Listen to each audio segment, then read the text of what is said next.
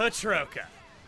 A great big stupid dumb double F tier blade with nothing redeemable about her! If you're playing the main story, that is. If we're talking about New Game Plus and obtaining her as a party member, she is one of the most useful blades you can find in all rest. Having good uses in challenge mode, some of the best natural stats of any blade, and just all around being a good option in virtually any party. Though I don't like to admit it. And now here we'll tell you all the scientific data for why Patroka works so darn well, and I gladly leave that job to him because I don't like speaking positively of anything that she does more than I have to. Take it away. I offer the counterpoint. How can Patroka be bad if big number good? Regardless, thank you Chugga. Make sure to check out his LP if you are interested in all things Xenoblade 2. He is covering the full game in greater detail than I could ever hope to. I'll have his channel linked in the description. Well, as he stated, Patroka is a fantastic blade and she certainly has some of the best stats in the game. She is a Torn and New Game Plus blade, so her core chip cannot be changed, but I doubt you would want to in this case. She is a clone of Lance-class weapons, with her unique weapon being the Cobra Bardiche. When maxed out on Trust, her auto attack reaches 1581, which is pretty high for an attack class weapon, and her critical hit rate is normally 40%, which is also pretty solid. However, the really powerful thing is her weapon effect is increasing critical damage by 25%. This is an incredible weapon effect, and already makes Patroka more promising than most lances with just her higher auto attack, to go along with her amazing critical hit rate that gets a critical damage bonus on top of that. Her block rate is only 5%, which isn't too important, and her defenses are 10% physical and 10% ether, so not the tankiest blade by any means, but she more than makes up for it on the offensive side. Her stat mod is 15% strength, which is pretty beneficial for her, and a decent stat mod overall, and her cooldown is 4, which is about the average. Let's take a look at her skill tree to see what's really special about her. Patroka's first skill is Sanguine Steel. This will increase her damage dealt for each enemy incapacitated in combat by 60% at level 1, rising up to 100% at level 5, and it caps at 300% at all levels. Percival and Telos have a similar skill, so I doubt I need to tell you just how good this skill is, but yes, this skill is very good. A 300% damage increase is a very large damage increase to have on your skill tree, and it will make Patroka hit very, very hard in any fight where you can satisfy this condition. In challenge mode, this carries over between waves, so you can easily fulfill this additive, and it continues to work even if you swap Patroka out. That makes her ridiculously strong in challenge mode, where almost every challenge has multiple enemies. Her already impressive stats will get a basically free 300% damage boost on top of that, making her hurt very badly. Now, it doesn't work against every enemy, of course. Since you're only fighting a single target, you will not get this damage boost, but even in those situations, you probably won't need it that badly. This is just a strong skill overall, and in multi-enemy fights will make Patroka a complete damage monster. Patroka's second skill is Fury. This will increase her damage dealt when under 30% health by 30% at level 1, rising up to 150% at level 5. Having your health under 30% is usually a pretty dangerous place to be at, but Patroka can make it work a bit better than most blades since she has an evasion art on every single driver, because why not? This can allow you to play the risky, dangerous game of trying to get your 150% damage boost as much as possible while keeping yourself safe with the evasion art when it's off cooldown. In multi-enemy fights, I honestly would not worry about using this skill since you'll have so much added to damage anyway that it's unneeded, and honestly, even in single target fights, you may not need to try to get this damage boost increased because it's still very risky and not the best damage increase skill you could have. But there are still ways to take advantage of it, and it can also be used in chain attacks when you get low health with Patroka. All around, it's a decent skill, probably her worst overall, but it still gives her access to a 450% in damage boost on her skill tree, which is a lot higher than most blades. However, what if I told you that these two skills aren't even the strongest point about her? Yes, she has a third skill, which is very, very good. Fatal Blow. This is a skill she shares with Adenine, who calls it Element Wisdom, I believe. It increases damage dealt to enemies when an elemental weakness is exploited. The same description at all 5 levels, and it affects the entire party. How this works is if any party member is hitting the elemental weakness of an enemy, their damage gets increased dramatically. Normally, you will do 20% more damage when you're hitting elemental weaknesses. This skill will increase that by 60% at level 1, and if you are adding the 60%, you essentially have 80% more damage. And then it increases it by 100% at level 5 for a total of 120% extra damage to elemental weaknesses, or 2.2 times the normal amount of damage. This is an effective 83% damage increase that is an independent multiplier to everything else combat related, so it can be a huge damage increase to take advantage of if your allies are hitting anything with elemental weaknesses. And of course, anything weak to Earth element will get absolutely destroyed by Patroka and her damage because of this skill. It is absolutely a fantastic skill, and it is enough to help Adenine be at the top of B tier even when she isn't nearly as good as Patroka otherwise. So this skill added to an already solid damage blade who basically outclasses another B tier blade in Wolfert being an Earth Lance, means that Patroka is an absurdly strong blade option in a lot of situations, offering one of the strongest party support effects along with being a high damage dealing option herself. This skill is incredible and something very useful to use when fighting enemies where you can hit elemental weaknesses. It is a very noticeable amount of extra damage, enough about her skills. Let's talk about her specials. Patroka's level 1 special is Swallow's Flight. This is a pretty fast 3-hit physical special that is one of the best options for chain attacks because of how easy it is to get 3 damage caps with the special. For one, it has a 50% critical hit modifier on top of Patroka's already high critical hit rate, and the bonus effect is the best possible bonus effect in the game of increasing critical damage by 85%, and it is very, very easy to get these critical hits. Now, the damage ratio isn't super impressive, just being the average of 300 at level 1, 460 at level 5, and 480 at max affinity, but besides that, this special is very strong. It's one of the strongest level 1 specials in the game damage-wise, so definitely worth using to get some damage out of and set up quick earth combos. I like this special a lot and think it's very good for both its speed and power. Patroka's level 2 special is Great Garland. I guess I can finally say something negative about her, because this special is an ether-based special that is only a single hit and is pretty dang slow on top of that.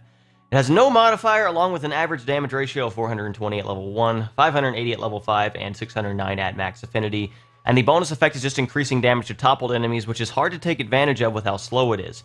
I think it is easily worse than her level 1, and will probably do less damage than her level 1 overall as well. It's easily her worst special option for sure, but there is a silver lining in that it does have a pretty large area of effect and can hit multiple enemies very easily, which counts for something, I guess. Patroka's level 3 special is Dragonfly Slash. This special is pretty great, honestly. It has one of the highest damage ratios in the game at 550 at level 1, 830 at level 5, and 884 at max affinity, which is amazing, and it has a critical hit modifier of 50%, and it's all around just pretty strong. It isn't the fastest special, but it is 3 hits and it can still hurt a lot, especially if you satisfy its bonus effect of doing increased damage when below 30% health, which stacks with her battle skill, and can make it do a lot of damage if you fulfill this requirement, which is a bit easier with Patroka than other blades. All around, this is a great special and a solid option for damage. Patroka's level 4 special is Illusory Bloom. This special has a damage ratio of 1,100, which is pretty high for a level 4, and it has a 60% critical hit modifier on top of that, making critical hits basically guaranteed with her already high crit rate. The bonus effect is the same as her level 3, which is increasing damage dealt when under 30% health by 150%, which is usually pretty easy to satisfy with Patroka, and actually even better since level 4 specials give invincibility when used, so it's even easier to take advantage of. It also helps set up fusion combos, which is always beneficial, and it's just a decent solid special overall. Patroka definitely has some of the best specials in the game, because why wouldn't she, right? Let's talk about setup. So as stated, you cannot change her core chip, but honestly you probably would not want to even if you could. And for Aux Core, she gets 3 of them, because of course she does, so I am running Affinity Max Attack because it is a fantastic damage increase Aux Core to have on basically everyone, and an easy condition to meet pretty much all the time. Massive Melee Mither as a critical up Aux Core because that's a 10% boost, which is very strong on Patroka specifically because of all of her critical damage bonuses, and the fact her crit rate is already pretty high, meaning it has an even stronger effect. I think Patroka is one of the blades that gets the most benefit out of critical up for boosting her damage, more than something like an outdoor attack would. Night Vision rounds out the last slot because accuracy is important since you cannot do damage without hitting things. Patroka is a strong blade to use on either Rex or a Morag and has some great arts on both with some of the highest damage ratios in the game. I'll use primarily Rex in this video because of convenience, but both work and Morag has the fantastic smash art, so that is something to keep in mind. For accessories, Crimson Headband is absolutely amazing for Patroka given her high critical hit rate and large added to damage totals, and allows you to get some incredible damage numbers. Enlightened Loincloth is another 85% damage increase to add to Patroka so she does as much damage as possible, and Noise Dampener rounds out the set nicely to get some absolutely massive art damage with another independent multiplier increasing damage ratios further. There can be some other options to consider like safety with a metal, but we like living dangerously with Patroka, and Burst Symbol isn't really needed to still easily hit damage cap and chain attacks if allies are running them. For pouch setup, her art cooldowns are pretty long, so art recharge is always going to be beneficial, so we can use those and the evasion art as much as possible. With all that done, let's take a look at how to use Patroka practically. So one really funny thing you can do when fighting Tyranitar is actually take out these enemies right next to him before the battle begins, and he'll aggro you, and you'll get the bonus from killing enemies in combat for Patroka before actually fighting him. And you can do this with other blades that have this ability too. It's just a really funny thing you can do with any super boss that has like enemies near them. This is something you can do to easily increase your damage, and this works for pretty much every enemy. So you can just see right there, that first art I did just did 500,000 damage over that, which is really, really powerful and impressive overall for a blade to be able to do something like that. But all three hits of that special just did over 400,000 damage each. Easy damage cap on the combo, which is just stone so far. So, and he's already at half health in like 40 seconds because Patroka is just that powerful, and we can just kind of burst him down. We probably don't even need to chain attack to kill him because Patroka just has absurdly strong damage, and we have Final Stone as an evasion art if we need it. I would use it on Ultra Annihilation Flare, but my allies would get hit if I did that, so I'll just level 4 to block it. You can always do that if you want to. And we should get like crits on basically every hit here because of our massive crit rate and the crit modifier on the special, which does a lot of damage because we have all the crit chance in the world as well, or all the crit damage in the world as well. So now Tyranitar's basically almost dead at this point. Just a little bit longer till we kill him. And yeah, Patroka's going to accomplish that very, very easily. He'd die even quicker. He went weak to Earth, but he's fortunate that he did not. So yeah, and just because I can, I'm going to show off another really funny thing you can do with Patroka and any evasion art. So you'll notice I have single driver right now, no other drivers. Rex is also level 1 right now. And because of night vision, I can easily hit him even though I'm level 1. Final Stone, the evasion art, it actually will cut your health by 10% every time you use it. So you can actually maintain yourself in like a low HP range and take advantage of with Patroka even more. And since Ophion has such really spread out attack patterns, I can easily evade every single attack he does. And use level 4s if I really, really need to, if I want to just use arts. So you'll see right here, I use Final Stone to easily dodge the Ouroboros Drive as well. And yeah, even at level 1, I can do a lot of damage just because of all the multipliers Patroka has and just high base damage she has. I don't need, like, much driver strength to accomplish that, so that is a pretty nice benefit of Patroka for sure. And you can see, I'm just doing some massive... There's not even any extra enemies in this fight. There's no way possible to kill extra enemies in this fight, so I'm not even getting that 300% damage boost at all. I could probably be hitting some damage caps at level 1 if there was that 300% I could get. Nether Fire is his longest lasting arts. That's why I level 4 that one, because that one's the most dangerous. Or not even level 4, I chain attack that time. Same difference, basically just getting the invincibility more than anything. But I think it's really funny how you can do this. I accidentally wasted my evasion art here, so that's why I have the level 4 here, to make sure I can survive regardless. And you'll notice the timer on the left. It's only been 2.5 minutes. I'm at level 1, and Ophion is already almost dead. This is normal mode, by the way. This is indeed normal mode. So, just being able to do this huge, massive amount of damage with Patroka is extremely impressive. Being able to take her out in about... Well, her, but it out, I suppose. At level 1 with just Patroka, basically, is really, really impressive for the amount of damage you can put out. Gonna end it right here with the level 3, no big deal. The Gaia Crash finishes it off, not too hard at all. As I mentioned earlier, one of her main strengths can come from challenge mode, because all of these previous waves will apply to the next wave, so I'll easily have the 3 enemy requirement for Patroka, and I can just go into these next phases with just a ton of extra damage, and every hit I do is going to hurt severely because of that. So the Infernal Guldo is normally a pretty dangerous enemy in the story mode, but you can see Patroka is just annihilating his health bar right now.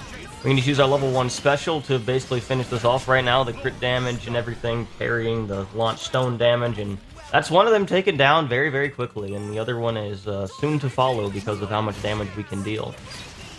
So, you'll notice that every time I get crits, I do a massive amount of damage because of all of Patroka's crit damage between her weapon and the Crimson Headband and everything. I'll use one more Final Stone here to get a nice 700,000 damage hit, finish that off. And that's not the only thing you can do. So, against like Cloud Seeking Ken, he normally enrages to Earth Weakness. I have not shown off the Elemental Weakness thing yet. I have Poppy as Earth Element along with Patroka, since he's automatically Earth Element, so you'll be able to see us doing some massive damage to him, even without the 300% damage boost, even if I'm not under 30% health. Just because of the huge amount of damage that you get from the attacking elemental weaknesses. So I unfortunately can't always stay under 30% health because of the type of battle this is. You just saw that easy damage cap with Final Stone, though. That's absolutely ridiculous that Patroka can do that without any kind of 300% damage mod from fighting enemies. I use my level 4 here to make sure that Tentacle Storm does not hit us and ruin everything with the blowdown and everything, so not a big deal there as well. Patroka really does have some absolutely incredible damage. Unfortunately here, Tora has aggro. I thought I would, so I used Final Stone to try to block the lethal harpoon or evade it, but it ends up hitting Tora and ends up dying. Not the biggest deal in the world because I can just revive him, but a little unfortunate he had to die there. I'm keeping Patroka at a pretty dangerous health range. I gotta heal myself in a second. I got another damage cap there too because of the being under 30% health, but I gotta be careful for sure because this can be very dangerous if I end up getting hit and I don't have my evasion art up. But fortunately, we're not gonna take that much damage here. So the reinforcements got summoned by that, and I need to get my party meter back to chain attacks. That's what I'm gonna do now. The chain attack can also allow me to use my level 2 to kill the spawned-in enemies, since I have Dagas boosting the AoE and it already has a large AoE radius. So I'm just gonna chain attack after this. I don't really need a fusion combo here because we're hitting elemental weaknesses with Patroka and Cutie Pie, so easy damage caps regardless, just because of the absurd amount of damage I have anyway. Cutie Pie is not hitting cap because I don't know if she's a max affinity or anything like that, but that's not the biggest deal in the world. Since he finally used Cloud Breath, I could actually get the 300% damage after this, but Ken is already dead, so it doesn't even matter. So here comes Great Garland. You'll notice it takes out all the enemies on the side as well. And yeah, that's basically another challenge that Patroka can absolutely annihilate. She can pretty much be used on any team. She's really, really powerful overall. She has a lot of uses you can use her. She's pretty fun to use as well. I find her more fun than the typical Lance because of her evasion art and just like higher damage output overall. It's kind of a shame that she comes in and kind of outclasses Wolfric as an Earth Lance, but yeah, I still think she's really fun, and she has a lot of really useful situations between her elemental damage and just huge amount of damage overall, so I'm a big fan of her. I know Chugga Conroy is not, but I personally like Patroka because big damage good. I like her Japanese voice actor. I think she's fantastic. So, I think that's going to cover it for this video, and that is the final Blade Guide video, so I hope you guys have enjoyed this series, and we'll look forward to all of my future content on the Xenoblade series and guides in the future. I want to thank you all so much for watching. If you enjoyed the video, make sure to like, comment, and subscribe, and support me any other way you can, and I will appreciate it. And with all that being said, thank you all so much for watching, and have a wonderful and blessed day. I will see you soon.